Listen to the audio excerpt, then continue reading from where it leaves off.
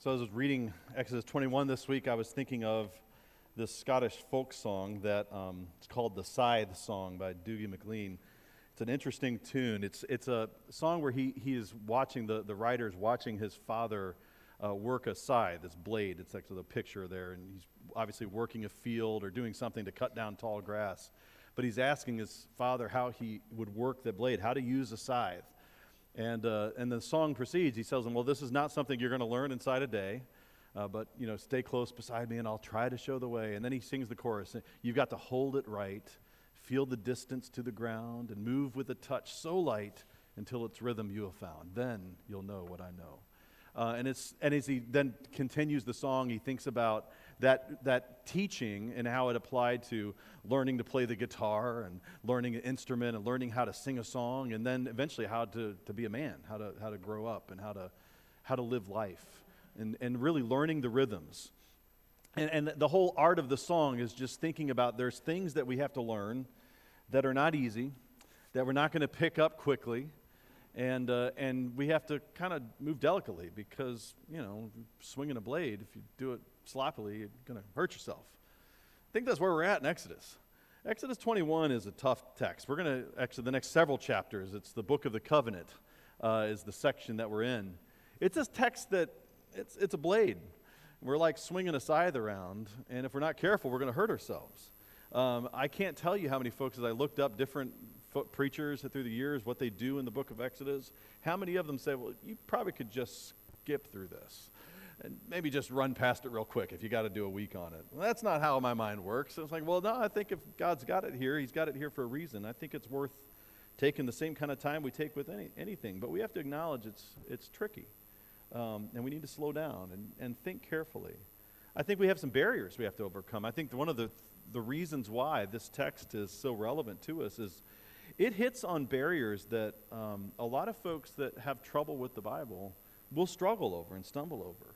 This is a section of Exodus where, at least to the stereotypes, the folks that are swinging the blade real sloppy, they'll say, hey, the Bible is celebrating slavery, it's going to be cruel to women, and it's going to kill people for anything they might do. There's this cruel picture that emerges of who God is. I think all of that is just patently wrong. But we have to think about how do we understand it then? How do you think about it carefully? How do you understand this section of Scripture and understand that the key to it is that the book of the covenant is from God and it's given to the people of Israel for their good. And I think that's enough for us to say we need to start listening to it and hear what it says. What happens in chapter 21, the first section of the book of the covenant, is we have a series of laws grouped around several different topics.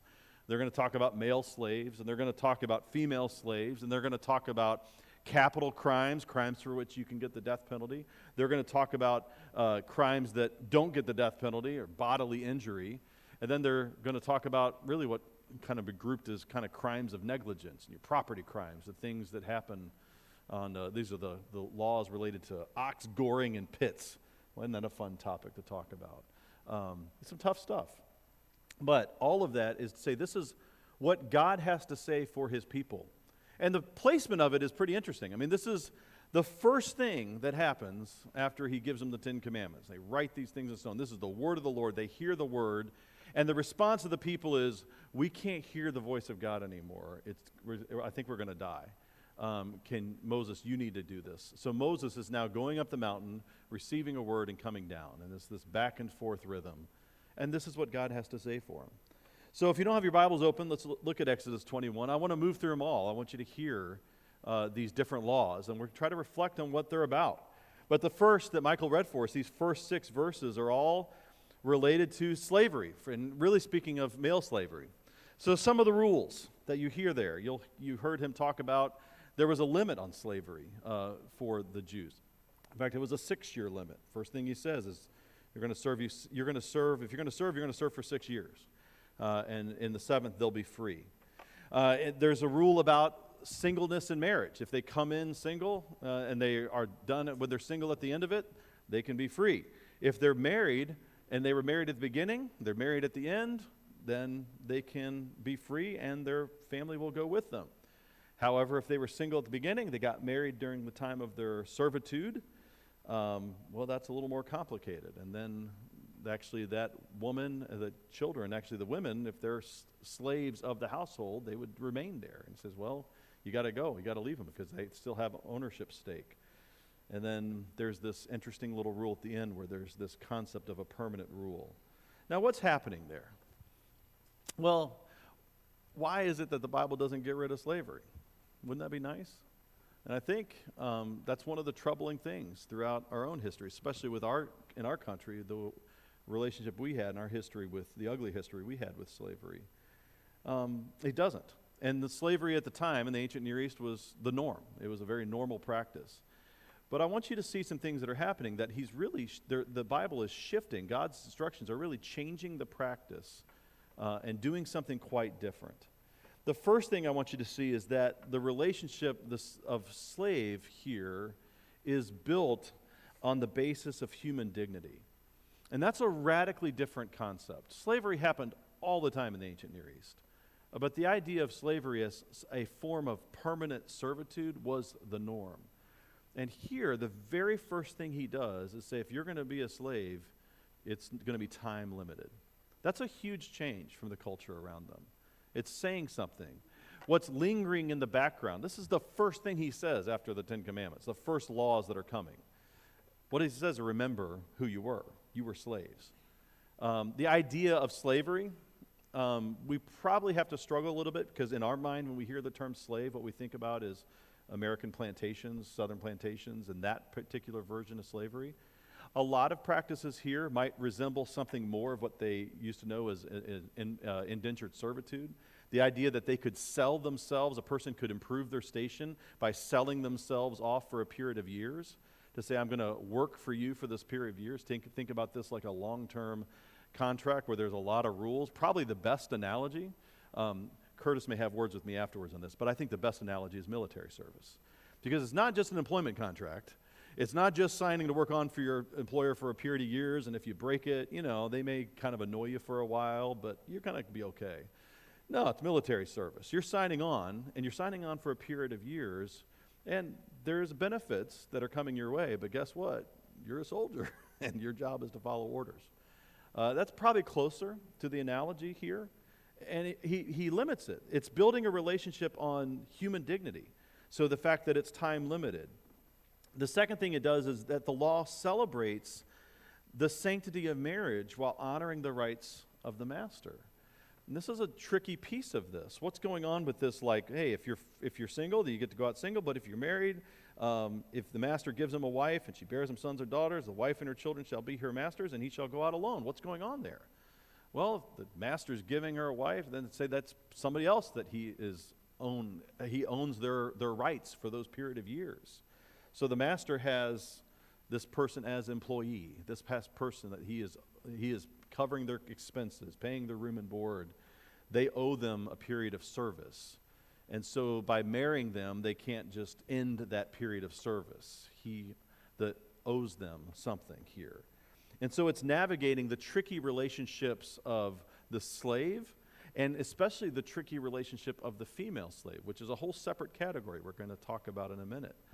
But the law here is celebrating the sanctity of marriage while honoring the rights of the master. So on the one hand, he says, well, if you want to just leave, you can leave. But, verse 5, I think the most fascinating law maybe in the whole chapter. But if the slave plainly says, I love my master, my wife, my children, I will not go out free. Then his master shall bring him to God, and he shall bring him to the door of the doorpost. And his master shall bore his ear through with an awl, and he shall be a slave forever. The law imagines a relationship of slave and master that is rooted in love. I think that's the most interesting text that you're going to have here in this chapter. It pictures a relationship that's not bent on servitude or obligation or cursing, but that there is a relationship that could form between master and servant, that they might say, the servant might say, this is who I want to live with. This is who I want to serve. I love my family. I want to be with them forever. I love my master, and I want to be with him forever. And so then he would have this ceremony, and it would I think the translation of piercing the ear is a decent translation. But you're going to go before the temple, swearing before God and man that you're to be bound to this person forever. And it's no coincidence that the ceremony involves a doorpost. It involves piercing the ear, which means it involves blood. That sounds a whole lot like Passover. And I think that picture is what would feed the imagination of Israel in terms of what this relationship is meant to look like. Psalm 40 will talk about the Lord is piercing our ear. He's calling us into this relationship where we want to be claimed by him forever. And in fact, the relationship between servant and master in Exodus 21 is meant to be a picture of the relationship of God and man. Now, isn't that compelling? Think about how that transforms how the master is thinking about their relationship with their servants or their slaves. It's transforming that relationship. The law is changing it because it is rooting this relationship on the basis of human dignity with the desire to have a relationship that's rooted in love. It doesn't change, it doesn't end the practice. I think it eventually does. You get to the New Testament, there's still slavery in the New Testament. I think a lot of the groundwork that's being laid to say ultimately what Christians come through the centuries is they say this is a practice we cannot abide by. Eventually the roots for that are laid here, right in Exodus 21, where they're saying that person that is serving me is a child of God, is worthy of love and dignity. It's changing how they think about their relationships with one another in the ancient world. You turn from there, then you get a bunch of rules about the female slaves. Well, let's look at those. Verse 7. When a man sells his daughter as a slave, she shall not go out as the male slaves do. If she does not please her master, who's designated her for himself, he shall let her be redeemed. He shall have no right to sell her to a foreign people, since he has broken faith with her. If he designates her for his son, he shall deal with her as with a daughter. If he takes another wife to himself, he shall not diminish her food, her clothing, her marital rights. If he does not do these three things for her, she shall go out for nothing without payment of money. What's happening here is that the law is protecting the most vulnerable. When you talk about the first thing the law wants to think about is the relationship to slaves. It's thinking about the status of a slave. You're thinking about somebody that in most systems in the ancient Near East have no rights under the law. They're treated purely as property. They can be bought and sold and traded. They're owned for life. Here, suddenly they're restored with a place of dignity. Now you're talking about women slaves. And if the slaves have a bad treatment, this is a patriarchal culture. Women don't get a very fair shot in the ancient Near East. Women slaves would be the lowest of the low. They could be seen as property that can be bought and exchanged, used and abused, used for any purpose whatsoever. Not under the law, not under the book of the covenant. Now the law is protecting the vulnerable. The female slaves, despite this place of vulnerability, have this protection. What's the protection? Well, it imagines the fact that a man may sell his daughter as a slave. Now, what's going on there? Well, if you're a poor family, you say, I want to put her in a position where she can be stable. This is a world of arranged marriages. This is a world where it is the responsibility of the father to put their daughter into the right position, the right place. He sees an opportunity to say, this can improve her station there, so I'm going to put her in this status as slave. But there's this protection. The master doesn't just get to say, look, I'm done with you, you get to go.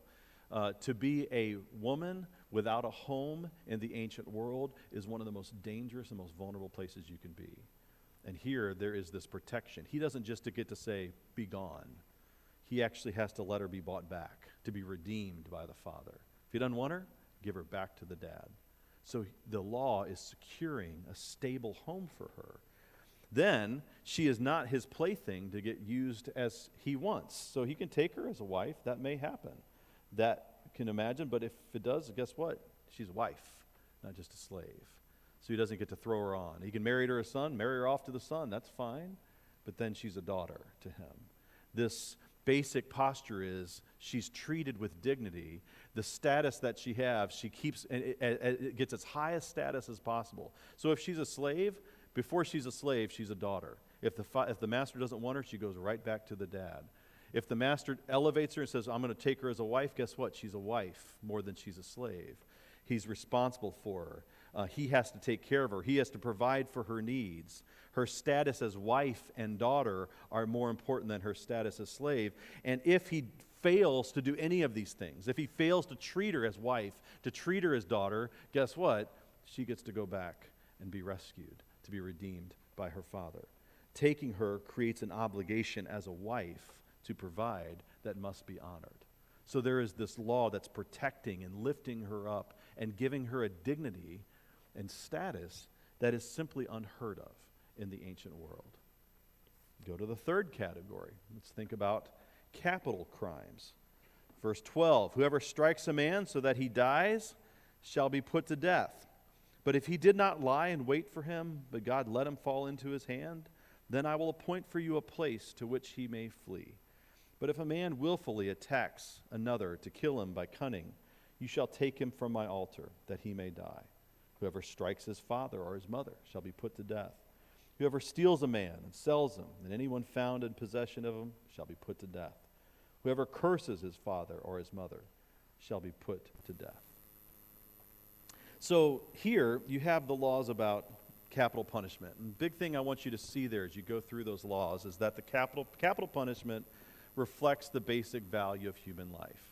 Now remember, as I mentioned last week, the way the laws are written, the laws are, it's the technical term, they're paradigmatic. They're laws that present a kind of paradigm for how the world is meant to function. We live in a world where most of our laws are regulatory. We're used to having exhaustive laws that spell out every situation.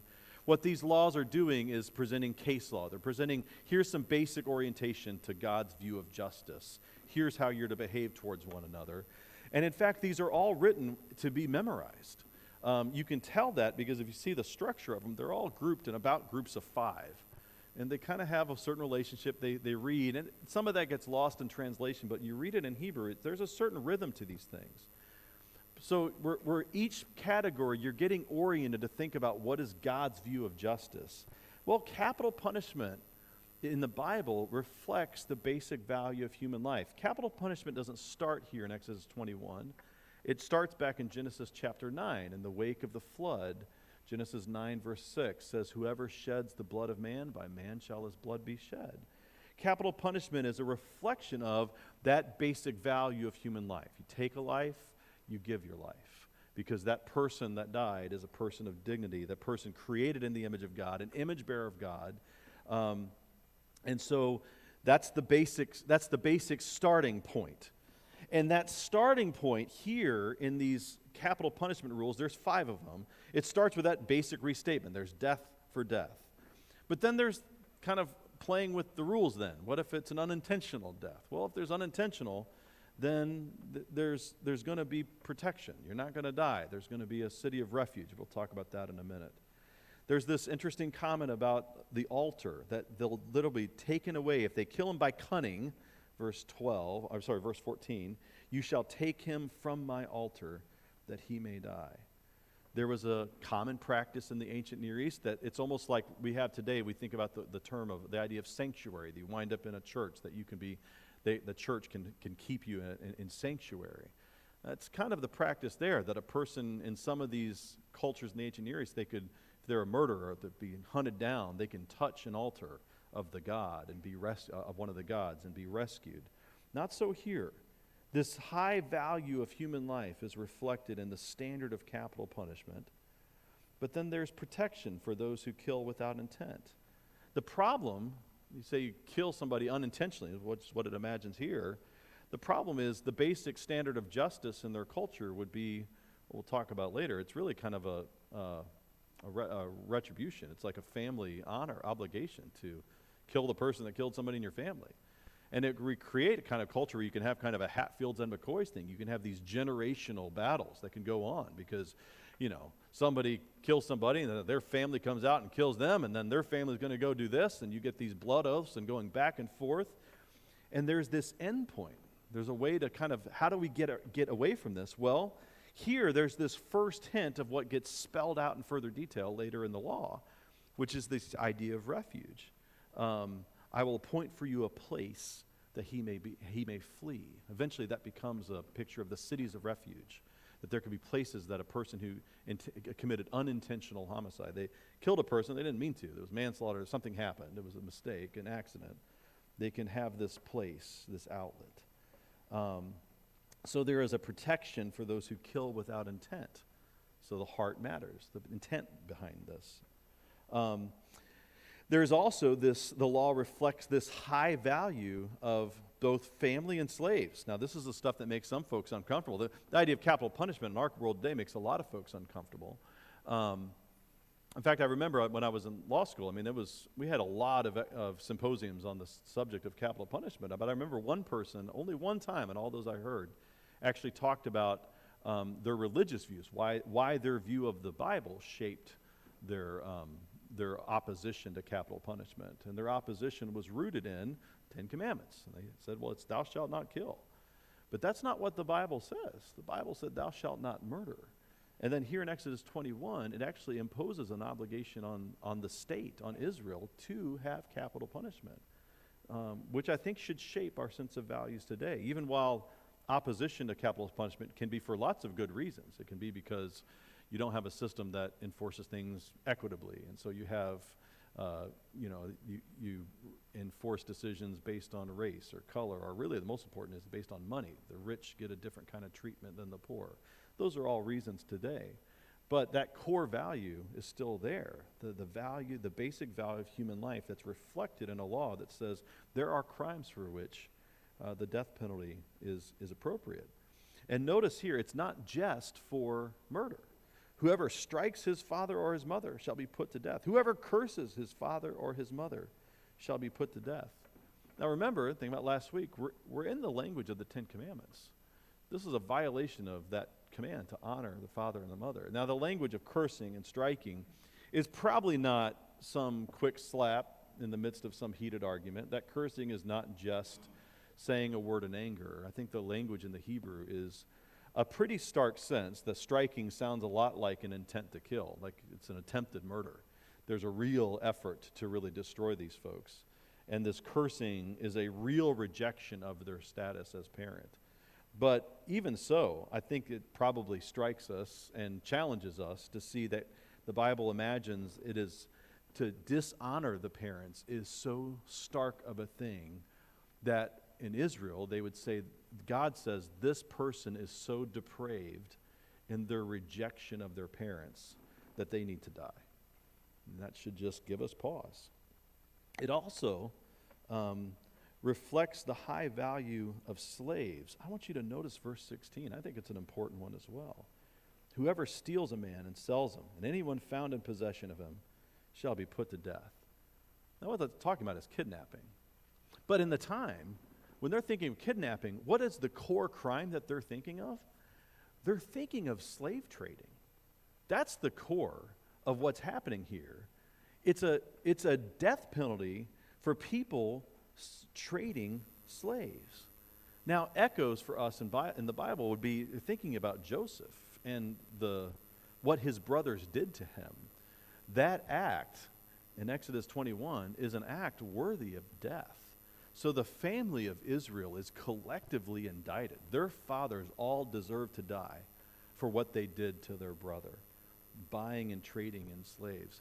I think for us, we should probably hear that because of how troublesome this text is for people who struggle with the Bible. And that subject of slavery is a hard one to understand in our context. But notice here, if you take this text seriously, what it is saying is that the American experience, the African American slave trade, the Caribbean slave trade, the slave traders under the old law were worthy of death. And the people who bought and sold them on the plantations in the South were worthy of death. That's the Bible's comment on the American slave experience. And I think we need to recover that when we think about how does the Bible interact with the practices in our past. I think the first time it speaks about slave trading, it says, whoever steals a man should be put to death. Who's ever found in possession of that man should be put to death. And that should speak to us very loudly, that if we ever hear folks trying to baptize American culture and say, look, this is the stuff we did, and here's why the Bible could justify it, I think they're missing some key points there. But that's Bible's comment, the Exodus 21's comment on capital crimes. It then turns to bodily injury. Verse 18, when men quarrel, one strikes the other with a stone, or with his fist, and the man does not die, but takes to his bed, then if the man rises again and walks outdoors with his staff, he who struck him shall be clear, only he shall pay for the loss of his time, and shall have him thoroughly healed. When a man strikes his slave, male or female, with a rod, and the slave dies under his hand, he shall be avenged. But if the slave survives a day or two, he's not to be avenged, for the slave is his money. When men strive together and hit a pregnant woman, so that her children come out, but there is no harm, the one who hit her shall surely be fined, as the woman's husband shall impose on him, and he shall pay as the judges determine. But if there is harm, then you shall pay life for life, eye for eye, tooth for tooth, hand for hand, foot for foot, burn for burn, wound for wound, stripe for stripe. When a man strikes the eye of a slave, male or female, and destroys it, he shall let the slave go free because of his eye. If he knocks out the tooth of his slave, male or female, he shall let the slave go free because of his tooth. Some hard things here. Here in bodily injury, you see there's this basic principle. The law operates here under the principles of restitution. The very first law there is if there's injury but there's not death, what should they do? The basic thing is pay them back for their crime. It's not a windfall. It's not some big, massive, think about tort reform today. It's not a billion-dollar lawsuit every time, somebody gets cut or gets their feelings hurt. But here, there is a real loss, and that's going to be reduced to a pecuniary loss. It's going to be talking about money. I think that actually should guide us, and you get to verse 24 when you think about the idea of eye for eye. It's not, the law there is built around the idea that, somebody loses their eye, you're going to have to offer your eye instead. But you're going to reduce that to a cost, and it's going to be just. A lot of the law here is putting limits on punishment. It's not that you're just punished forever, but they're going to try to set a value on that and orient that. Slaves are protected from cruel and unjust punishment. There's two things here that happen with slaves, and notice how they push against each other. I think the first one is hard for us to hear and read. When a man strikes a slave with a rod, the slave dies under his hand, he's avenged, but if the slave survives a day or two, he's not to be avenged, for the slave is his money. What in the world is that saying? The slave is his property. Boy, you can see how that could get abused through the years. Well, what's happening? Well, there is this concept of corporal punishment. That's the culture that they live in. The idea that a master could give punishment to his slave is a normal thing. And the Bible doesn't just fully wipe it out. But notice how it shapes it. First, it says, okay, if he dies, that's one thing. Then he dies. There's a death penalty if you kill your slave. So the slave is your money, but he's not just that. He's a person, and first and foremost, he's a person created in the image of God, a person of dignity. So there's a death penalty if you kill your slave. If the slave survives, and that's the image of a day or two is that kind of thing. He survives, he's back up, he's moving around. What does he do? He's not to be avenged. It's his property, so he doesn't really owe anything to anyone. But then, you can treat him to say, okay, he's back operating. I can do what I want as long as I don't kill him. But then there's this shocking thing there a few verses later. If he strikes out his eye, such that he has no eye left, what happens to him? The slave goes free. Well, I thought he was his money. Well, there's this property interest he has because he went into this contract, this 6-year contract to say, I've got you for this period of years. You're going to earn your keep.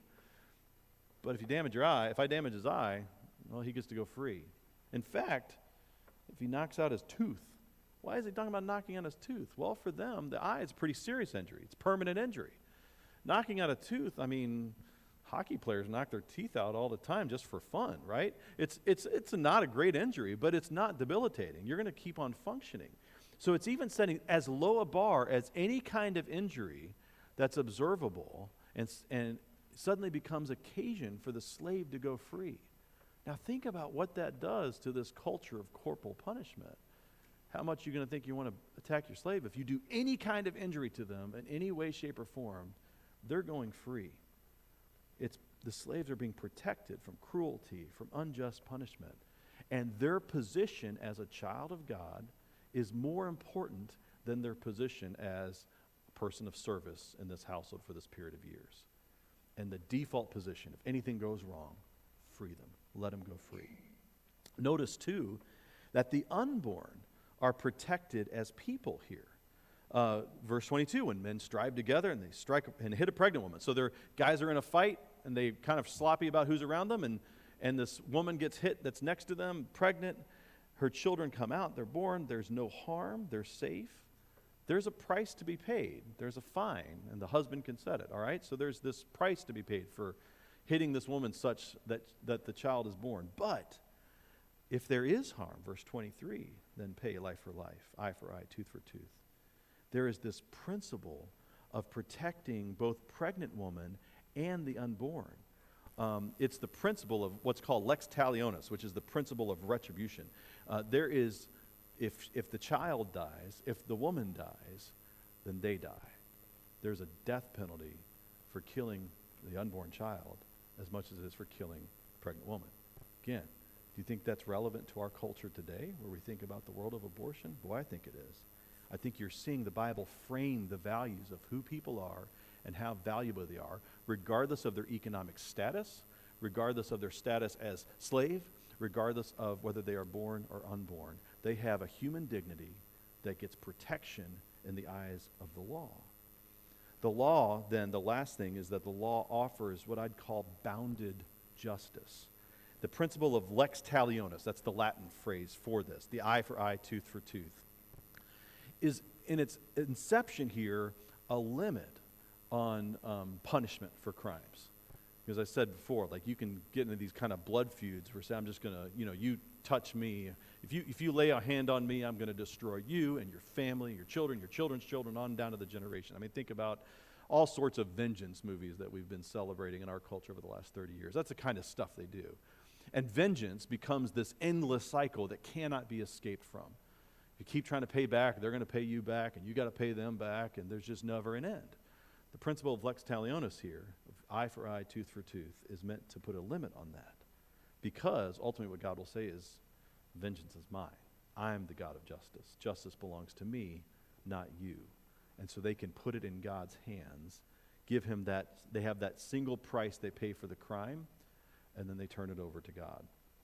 The last area, in our world today, this is in law what we would call the dog bite cases. What does it say? It says, well, when an ox gores a man or a woman to death, the ox shall be stoned, its flesh shall not be eaten, but the owner of the ox shall not be liable. But if the ox had been accustomed to gore in the past, and its owner had been warned, but had not been kept it in, it kills a man or woman, the ox shall be stoned, and its owner shall be put to death. If a ransom is posed on him, then he shall give him, for the redemption of his life, whatever is imposed on him. If it gores a man, a son or daughter, shall be dealt with according to the same rule. If the ox gores a slave, male or female, the owner shall give to their master 30 shekels of silver, and the ox shall be stoned. When a man opens a pit, or when a man digs a pit and does not cover it, an ox or a donkey falls into it, the owner of the pit shall make restoration. He shall give money to its owner, and the dead beast shall be his. And when one man ox butts another so that it dies, and they shall sell the live ox and share its price. And the dead beast also they shall share. So what's happening here is you got a bunch of rules all about goring, the ox that gores somebody, and then you've got these open pits. And this is the basic stuff of an agricultural world. You've got your cattle. Cattle are uncontrollable. What's your responsibility for them? Well, there's a basic idea. You've got, if something happens and the cattle do something, they got this goring somebody, saying, well, that kind of happens. There's kind of danger being around cattle. So you're going to make restitution but move on. But as soon as it's a known quantity. Say, like in our world, these are the dog bite cases. So, my little Boston Terrier bites you. Nobody would ever expect that. You kind of say, well, we'll make it right, and we'll pay for the injury. But you got yourself a German Shepherd or a Pit Bull, and you've trained him to be a guard dog and trained him to attack, and you just let him off, and he has a bite, and you say, oh, I don't care. I'm just going to still keep him off his leash, or I'm not going to worry about having the fence fixed. At some point, there's a responsibility that elevates to a criminal charge. In their world, the price is once you put on notice and you're negligent, you die because you're responsible for the stuff that you have. Our responsibility for one another is more important than our freedom to just own and use our property. That's the basic principle you see here. It happens in these rules about ox goring. It happens on these open pits that they have. You say you've got this open pit, you dig it up, you don't cover it, you have an ox or a donkey that falls into it, you're going to pay for that damage. Well, what's happening there? You're being responsible for the stuff that you have. And you're being responsible because you as property owner and having the stuff, being the king of your castle, is not the most important thing. The most important thing is the person next door. and the person that's interacting with your stuff, the person that can come into contact with you. The law is elevating our view of people. It's changing our view of neighbor, of slave, of woman, of unborn child, of all the people that in their world, their tendency would be to overlook and discount. And I think that's the key. Our responsibility for one another is simply bigger than our freedom to own, our freedom to have property. It matters. Property matters. Owning it matters. What matters more is people. And that's the piece that I want you to see in all this kind of belabored moving through all this really difficult law, is how God transforms us by leading us to see each other, to see ourselves, and even to see our stuff through his lens. In the Scythe song, that Doogie McLean is talking about how you learn how to use these dangerous tools in a way that brings life. And so it's swinging a blade, or playing a song, or really ultimately learning how to live well. Our everyday challenge is to use the things before us in a way that gives life. God is transforming how they're seeing people here.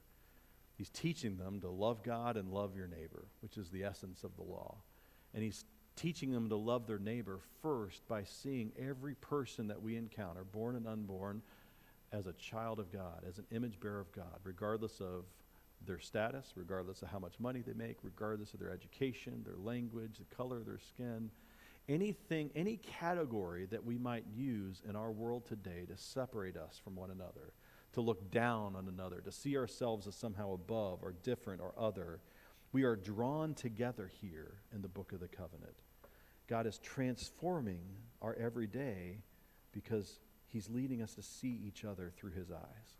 Every person that you meet is an image bearer of God, both born and unborn, the lawkeeper and the criminal, the rich and the poor. And so our stuff matters, but our stuff matters because we're to steward our possessions in a way that loves our neighbor. And I think that's where I can leave us here today in this first section of the book of the covenant.